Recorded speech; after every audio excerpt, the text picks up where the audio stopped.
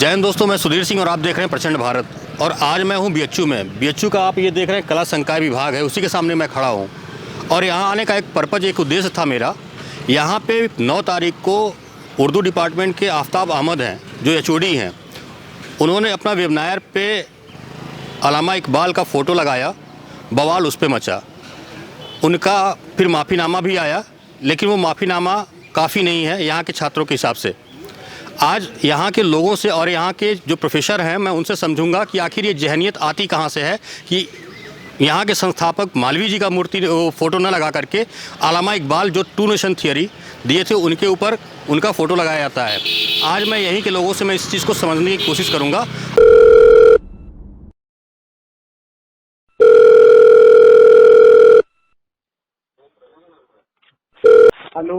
Hello.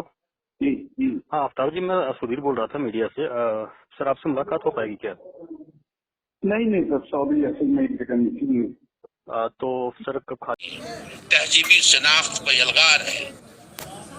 एक खास तबका, एक खास नजरिया, एक खास तबके को निशाना बना रहा है। उसकी तहजीब को, उसकी तमद्दुन को, उसके लिबास पे सवाल उठा रहा है। ऐसे वक्त में उसकी जबान तासुब और जहनी तासुब की शिकार हो गई है। ये हकीकत है। सर आपका नाम? डॉक्टर सूबेदार सिंह। सर आप यहाँ के महामंत्री भी रहे हैं? मैं बीएचयू छात्र संघ का महामंत्री भी रहा हूँ। जी। और सर मैं आपसे अगर ये जानना चाहूँ, अभी 9 तारीख को जो उर्दू दिवस मनाया गया है, उसमें आफ्ताब अहमद जो उर्दू डिपार्टमेंट के एचओडी थे, उन्होंने वेबनायर अपना जो फेसबुक पे अपना पोस्ट लिखा था, उस पर पोस्ट में जो उन्होंने फ़ोटो डाला था वो अल्लामा इकबाल का डाला था। ये वही अल्लामा इकबाल हैं जो टू नेशन थियरी दिए थे और उसके समर्थक थे। ये कितना, आप कैसे इसको देखते हैं? उस पर मालवीय जी की फ़ोटो थी कि नहीं? नहीं, वो बाद में लगाई गई। बाद माने कब लगाई? वो माफ़ीनामा के बाद लगाई गई। उन्हें पहले मालवीय जी की तस्वीर लगानी चाहिए थी जी। क्योंकि यहाँ के लोगों के भावना के केंद्र हैं जी। परम पूज्य मालवीय जी महाराज। मुझे ये लगता है कि जो लोग इस विश्वविद्यालय में नए आए हैं उनका एक रिफ्रेशर कोर्स होना चाहिए जी। इन्हें इस विश्वविद्यालय का इतिहास और भूगोल पढ़ाया जाना चाहिए और मालवीय जी के बारे में विस्तार से बताया जाना चाहिए जी। हमें लगता है हम इस समय उसकी यही आवश्यकता है जी।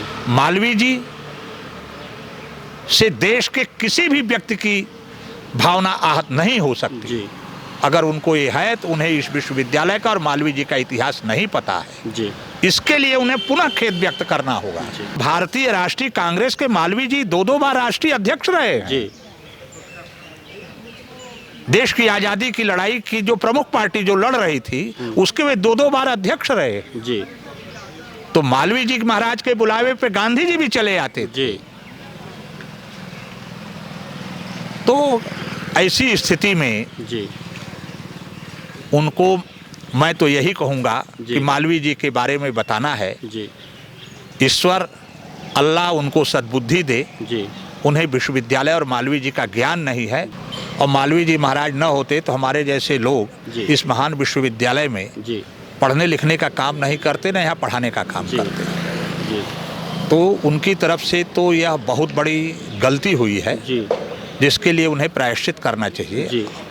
सर अब वो माफ़ी मांग चुके हैं और अपना जो फ़ोटो था अल्लामा इकबाल का हटा करके अब मालवीय जी का फ़ोटो लगा दिए। उन्होंने अपना वक्तव्य जो दिया है वो ये दिया है कि मैं किसी के सेंटिमेंट को हर्ट नहीं करना चाहता था। आप इससे कितने सहमत हैं? देखिए, अगर उन्होंने अल्लामा इकबाल जो टू नेशन थियरी के जनक थे, जिन्होंने ही पाकिस्तान नाम दिया था, उनको फ़ोटो हटाकर मालवीय जी की तस्वीर लगा दिया और माफ़ीनामा मांग लिया तो उन्हें अपने इस गलती का एहसास हो गया।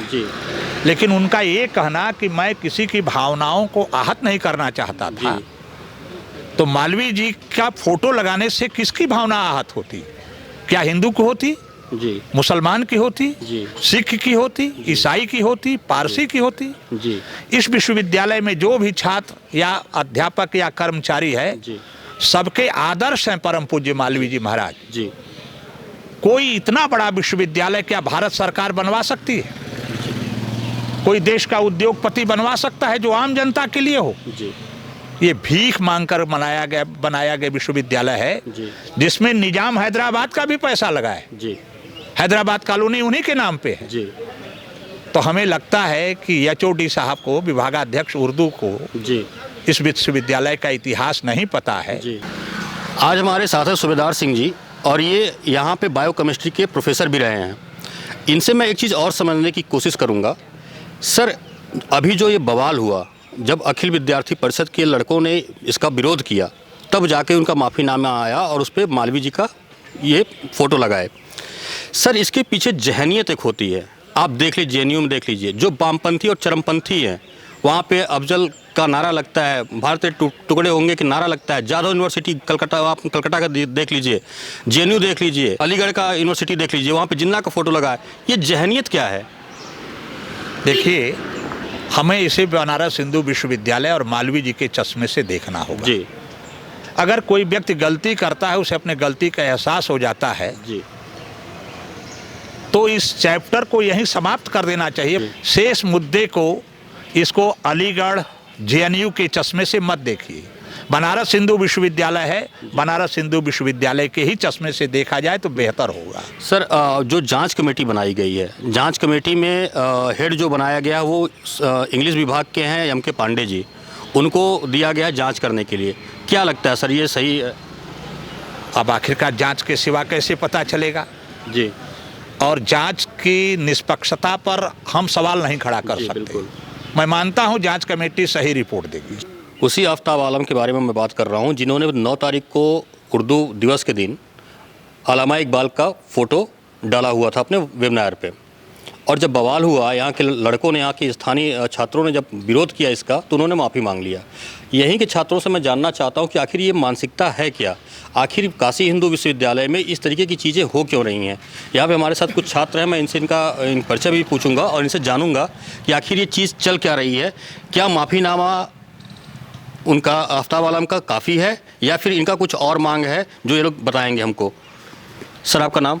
मेरा नाम पतंजलि है और मैं ही social exclusion inclusive policy centre है, वहीं मैं शोध छात्र हूँ। अच्छा सर, ये जो अभी 2 दिन पहले ये वाकया हुआ है, ये वाकया क्या BHU में पहली बार ऐसा हुआ, या फिर ये कंटिन्यूअस चलता है, अभी ये हो रहा है? देखिए, विगत कुछ महीनों से जो है बहुत ऐसी अनायास चीज़ें काशी हिंदू विश्वविद्यालय में हो रही हैं जो पहले नहीं हुई थी। हम लोग को 10 साल होने जा रहे हैं, हम लोग लगातार देखते हैं। कभी ऑनलाइन क्लासेस में जो मैप पढ़ाने वाली शिक्षिका हैं, सोचिए वो एक बार क्या करती हैं कि भारत के मानचित्र से POK को गायब कर देती हैं, विरोध होता है। फिर जो है एक बार जो है भारतीय मानचित्र से अरुणाचल प्रदेश को चीन का अंग दिखा देती हैं। उसके बाद एक शिक्षक जो है अपनी कक्षा में प्रभु श्री राम के बारे में ऑनलाइन कक्षा में आपत्तिजनक बात कर देते हैं। और ये तीसरा ये आया है कि जब हम जिस विश्वविद्यालय में पढ़ रहे हैं, यहाँ पे BA के छात्र से आप पूछेंगे, हमारे आदर्श पुरुष जो है महामना पंडित मदन मोहन मालवीय, कोई भी पोस्टर हो, कुछ भी हो, अगर किसी आदर्श पुरुष का अगर पोस्टर लगता है तो सबसे पहला अगर किसी का चित्र लगता है तो महामना पंडित मदन मोहन मालवीय का ही लगता है। ये एक परंपरा है विश्वविद्यालय की, विश्वविद्यालय की थाती है। हम उनके प्रति कृतज्ञ हैं कि उन्होंने इस विश्वविद्यालय की स्थापना की और देश को एक नई दिशा और एक नई दिशा देने का काम किया, और देश की दशा को बदलने की सोच उस समय उन्होंने रखी थी। तो उस कृतज्ञता स्वरूप हम लोग वहाँ चित्र लगाते हैं। किसी अन्य का भी ऐसा नहीं कि नहीं लगता है, लेकिन लगता है, लेकिन वो सेकेंडरी रहता है। अगर पोस्टर में एक चित्र है तो वो महामना पंडित मदन मोहन मालवीय का ही रहेगा। ये यहाँ की परंपरा है। इतिहास में आप उदाहरण उठा के देख लीजिए, सिंगल अगर चित्र रहेगा तो महामना पंडित मदन मोहन मालवीय का रहेगा और किसी का नहीं रहेगा। सर, मैं इससे आगे एक चीज़ और अगर मैं आपसे जानने की कोशिश करूँ, इसके पीछे आपको क्या लगता है? एक सोची समझी रणनीति है या कुछ और है, इत्तेफाक हो गया? देखिए, एक इत्तेफाक इतने साथ कैसे हो सकते हैं कि विश्वविद्यालय पहले हम लोग डीन से मिलने गए, डीन ने कहा हमें कोई सूचना नहीं थी। कोई भी विश्वविद्यालय में सेमिनार होता है, डीन के पास विश्वविद्यालय के जो आधिकारिक पोर्टल होता है उस पर उसकी जानकारी होती है, नहीं थी। आप पूरे विश्वविद्यालय में घूम के देख लीजिए, कहीं इस सेमिनार वेबिनार का कहीं पोस्टर किसी डिपार्टमेंट में छपका हो तो मुझे बताइए। ये पोस्टर भी जो छात्रों को हाथ लगा वो यहाँ से नहीं लगा, वो लखनऊ और दिल्ली से लगा। सबसे बड़ी बात यह है, यहाँ किसी को सूचना नहीं। उर्दू में पूरा का पूरा उसको पम्पलेट इन्होंने छपवा के रखा था, निमंत्रण पत्र, जिसमें और एक नहीं 2 जगह अल्लामा इकबाल की फ़ोटो थी, मोहम्मद इकबाल की फ़ोटो उसमें 2 जगह छपी गई थी। तो इतने इत्तेफाक, और ऊपर से जो यहाँ बयानबाजी हुई है वो आपत्तिजनक हुई है। उसके भी कुछ 20 सेकंड के और 30 सेकंड के छात्रों ने कहीं से जुटाए हैं, वो वायरल हुआ है, हम लोगों ने भी सुना है। तो वो 20 सेकंड और 22 सेकंड का जो वीडियो आया वो भी आपत्तिजनक है। तो हमारी मांग है कि कार्रवाई होनी चाहिए, इतने इत्तेफाक एक साथ नहीं होते हैं। सर आपका नाम? मेरा नाम गुंजेश गौतम है और मैं यहीं राजनीति विज्ञान विभाग का शोध छात्र हूँ। सर मैं अगर आपसे जानने की कोशिश करूं, भारत में मुझे लगता था कि बीएचयू जो है अछूता था इन सब सारी चीज़ों से। जैसे जेएनयू में आप भारत विरोधी चीज़ें चलती हैं, सबने देखा है। उसके बाद अलीगढ़ यूनिवर्सिटी में जिन्ना की तस्वीर पे बवाल अभी तक नहीं हटी। और अब अल्लामा इकबाल जाधव यूनिवर्सिटी, आपने नाम सुना होगा, देखा ही होगा कंट्रोवर्सी किस तरीके से चलती है। अगर मैं आपसे जानने की कोशिश करूं, क्या ये ऐसा आपको नहीं लगता, या फिर मैं अगर ये कहूं कि क्या यहाँ पे चरमपंथियों और वामपंथियों का एक मिश्रण जो है यहाँ पे भी अब घर कर गए हैं? देखिए, ये तो बात आप सही कर रहे हैं। विगत कुछ वर्षों की आप घटनाएं देखेंगे तो इस ढंग की घटनाएं बहुत तेज़ी से हो रही है और कई सालों से हम लोग देख रहे हैं। ये लोग अपने एजेंडे को से काशी हिंदू विश्वविद्यालय जैसे पवित्र संस्थान को भी गंदा करने का प्रयास कर रहे हैं। आपने जो एक चीज़ कहा, जो ऐसा संयोग भी हो सकता है। संयोग हम ये मान सकते थे, मान लीजिए कभी पोस्टर बनाने के दरमियान आप महामना की तस्वीर लगाना भूल गए, ये संयोग हो सकता है। लेकिन मोहम्मद इकबाल की तस्वीर दो बार लगाना ये संयोग नहीं है, ये फिर एजेंडा है सोची समझी। वो भी उस मोहम्मद इकबाल को जो जिन्होंने जब 1930 में मुस्लिम लीग की इलाहाबाद में जो 25वीं बैठक थी उसकी अध्यक्षता वो कर रहे थे और उसमें उन्होंने कहा था कि हो जाए अगर साहे खुरासा का इशारा, सिजदा न करूं मैं हिंद की नापाक जमी पे। यानी अगर अरब के जो हमारे खलीफा हैं वो इशारा कर दें तो मैं इस हिंद की नापाक जमी पे नमाज भी पढ़ना पसंद नहीं करूंगा। उस अल्लामा इकबाल को, उस मोहम्मद इकबाल की इतनी प्रशंसा, और उस प्रशंसा में आप विश्वविद्यालय के संस्थापक महामना को भी खारिज कर दे रहे हैं। ये बहुत ही निंदनीय कृत्य है और ये सब बहुत ही सोची समझी रणनीति के तहत ये लोग कर रहे हैं।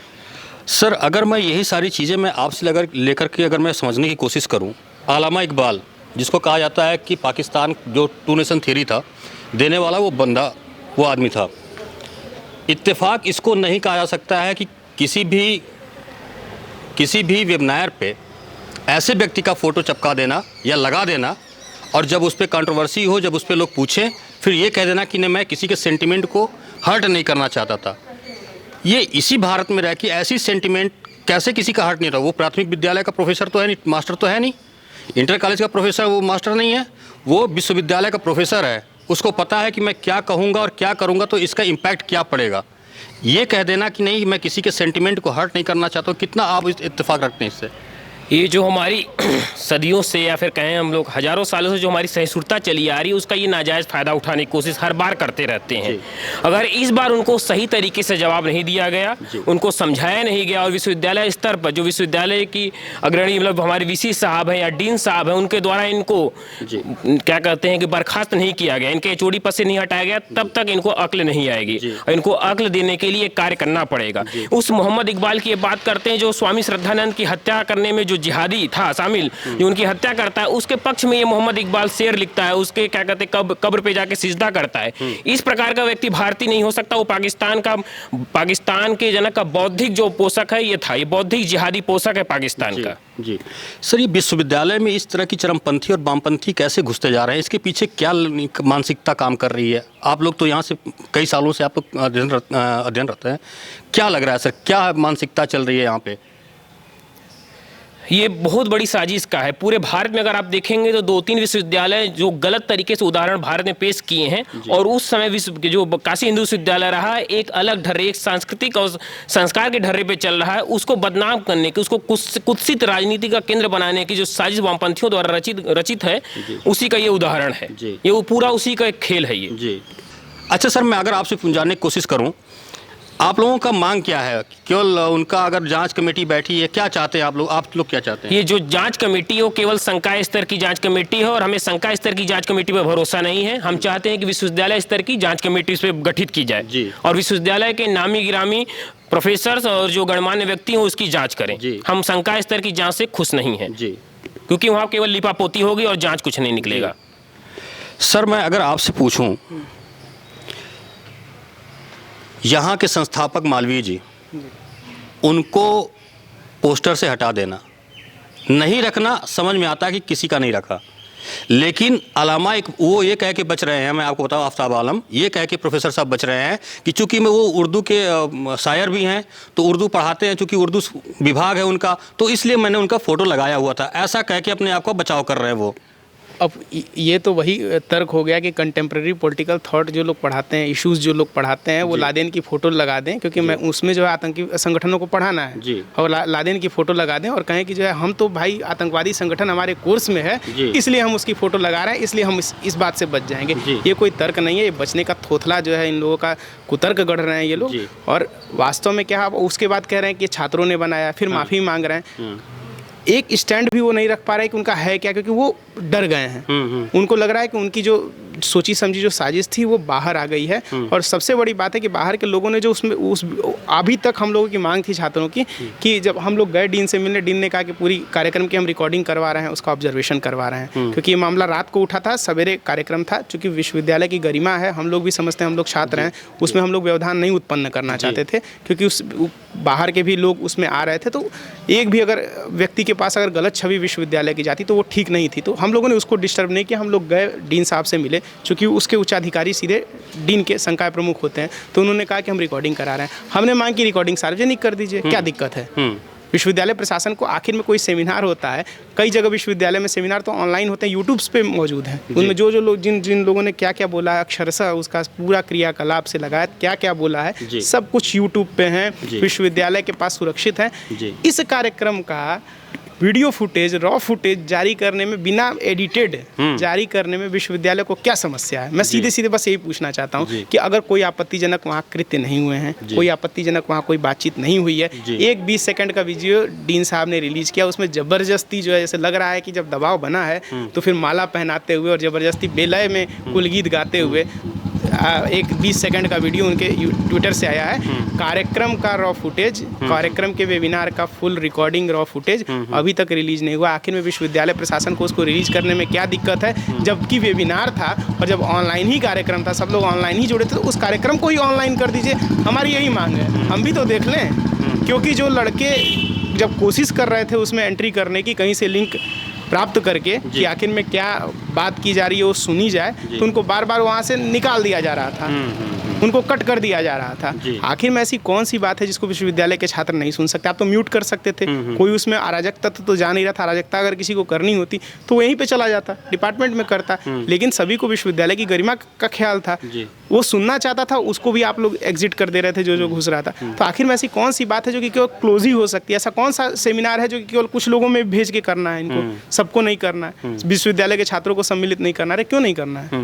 विश्वविद्यालय में कोई सेमिनार होता है तो हर डिपार्टमेंट, कम से कम फैकल्टी के हर डिपार्टमेंट में पोस्टर्स लगते हैं कि भाई जिसको पेपर प्रेजेंट करना है, जिसको उसमें सहभाग करना है वो करे, और पेपर प्रेजेंट करना है करे। ये इकलौता ऐसा सेमिनार वेबिनार है कि जिसमें कहीं पोस्टर नहीं छपक रहे हैं, कुछ किसी को पता नहीं है, बस हो जाना है। मैं अपने दर्शकों को बता दूं, प्रचंड भारत ऐसा प्लेटफॉर्म है जो हर मुद्दे को पकड़ता है, उसकी वास्तविकता के तह में घुसता है और उसको आपके सामने रखता है। ये इत्तेफाक नहीं हो सकता, मैं बार बार कह रहा हूँ, ये इत्तेफाक नहीं है।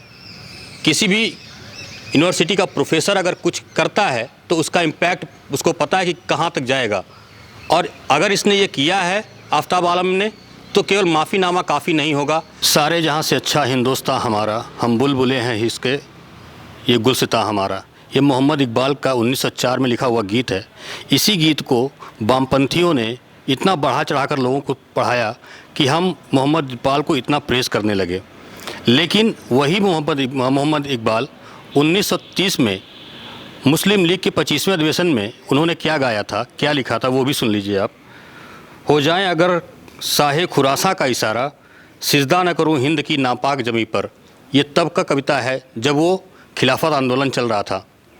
उसके आगे वो लिखता है, चीनो अरब हमारा, हिंदुस्तान हमारा, मुस्लिम है हम, वतन है सारा जहां हमारा। मैं अपने दर्शकों से पूछना चाहता हूं, ये कौन सी मानसिकता है जिसको प्रेज़ करता है यहाँ का प्रोफेसर, और इस पे प्रश्न आपसे मैं पूछता हूं, क्या ये सही है या गलत है? जवाब आपका अपना कमेंट में डालिएगा।